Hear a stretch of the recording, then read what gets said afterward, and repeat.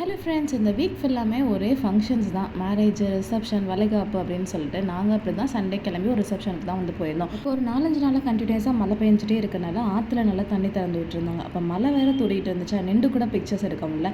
அப்படியே ஆந்துக்குள்ளேயே பார்த்துட்டே போயிட்டு இருந்தோம். அப்புறம் இப்போல்லாம் மேரேஜ் ஃபங்க்ஷனில் பிக்சர்ஸ் அப்படியே டேரெக்டாக எடுத்து அப்படியே கையிலே பிரிண்ட் போட்டு கொடுத்துட்றாங்க. அதுலேருந்து 2 பிக்சர் எடுத்துகிட்டு பொண்ணு மாப்பிள்ளைக்காக வெயிட் பண்ணிட்டு இருந்தோம். அவங்க பிஸியாக ஃபோட்டோஸ்லாம் வந்து எடுத்துகிட்டு இருந்தாங்க. அப்புறம் நாங்களும் போய் அவங்களுக்கு ஒரு ஹாய் பாய் எல்லாம் சொல்லிவிட்டு வந்த வேலையை பார்க்கணும்ல அப்படின்னு சொல்லிட்டு டைனிங் ஹால் போனால் சூப்பராக வகை வகையாக வந்து சிக்கனு, மட்டனு, பிரியாணின்னு வச்சுருந்தாங்க.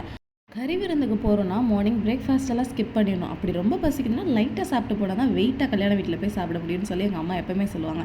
அதே ட்ரிக்கை ஃபாலோ பண்ணி நல்லா வந்து வெளுத்து கட்டியாச்சு. அண்ட் ஃபைனலாக ஜிகர்தண்டா வந்து கொடுத்துருந்தாங்க.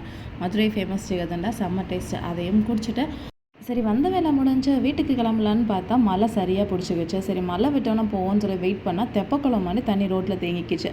அப்புறம் என்ன, தண்ணியிலே நீந்தி வீட்டுக்கு வந்தாச்சு.